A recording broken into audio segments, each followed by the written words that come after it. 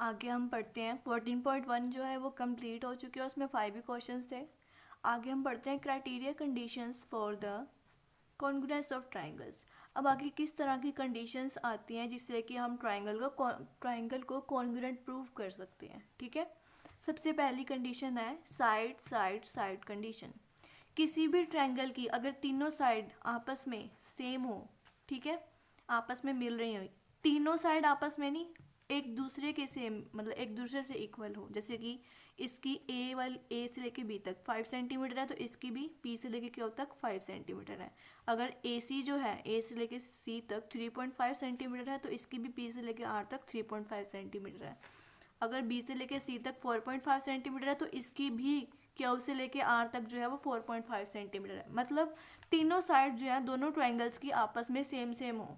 ठीक है, देखो अब इसकी तीनों साइड्स इक्वल है ना, तो ये दोनों ट्राइंगल भी क्या हो गए, आपस में कॉन्ग्रुएंट हो गए। ठीक है, ये इस कंडीशन का नाम क्या है, SSS, साइड साइड साइड, क्योंकि हम इसमें साइड को ही देख रहे हैं ना कि इनकी इक्वल है कि नहीं। अगर सिर्फ साइड जो है हम इसको कंसीडर कर रहे हैं तो इसलिए तीनों साइड है, इसलिए तीनों की तीनों side side side congruence condition. तो इस कंडीशन की वजह से हम ये कह सकते हैं कि ABC ट्राइंगल जो है वो कॉन्ग्रुएंट है PQR ट्राइंगल के। ठीक है, आगे आता है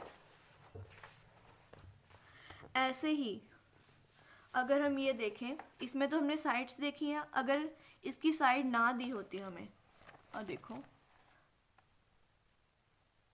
अगर हमें इसकी साइड्स ना दी होती, अगर मान लो ये इसकी साइड्स नहीं दे रखी, सिर्फ एंगल दिया हुआ है, तीनों के एंगल जो है वो इसका दे रखा है 30, इसका भी दे रखा है 30, इसका दे रखा है 45, इसका भी दे रखा है 45, इसका दे रखा है 60 और इसका भी दे रखा है 60। अब देखो एंगल ए जो है कॉरिस्पॉन्डिंग टू एंगल पी दोनों सेम है ना, एंगल बी जो है एंगल क्यू के कॉरिस्पॉन्डिंग सेम होना चाहिए, और एंगल सी और एंगल आर दोनों सेम है, ये भी 60 है ये भी 60 है।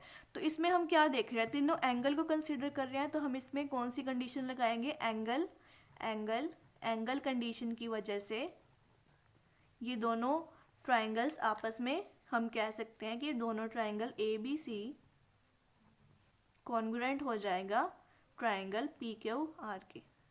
ठीक है, अगर तीनों ट्राइंगल्स दोनों ट्राइंगल के एंगल्स इक्वल आ जाते हैं तो हम कौन सी कंडीशन लगाएंगे, एंगल एंगल एंगल की।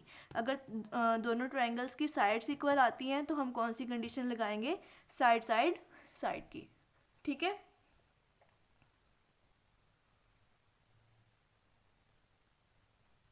आगे करते हैं।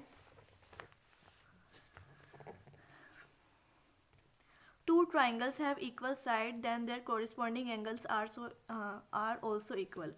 ये कह रहे हैं कि अगर दो ट्राइंगल्स की साइड इक्वल आती हैं, ठीक है, तो उनके कोरिस्पॉन्डिंग एंगल्स भी क्या होंगे, इक्वल होंगे।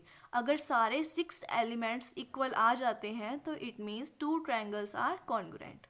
ठीक है, ये क्या कहता है, side side side congruence rule कहता है कि अगर दो ट्राइंगल्स की तीनों साइड जो है आपस में इक्वल हैं तो इट मीन्स उनके एंगल्स भी क्या होंगे, इक्वल होंगे। अगर उनके एंगल्स भी इक्वल हो गए, साइड्स भी इक्वल हो गई, 6 के 6 एलिमेंट्स जो है ट्राइंगल के इक्वल हो गए, मीन्स दोनों ट्राइंगल जो है आपस में क्या हो गए, कॉन्ग्रुएंट हो गए।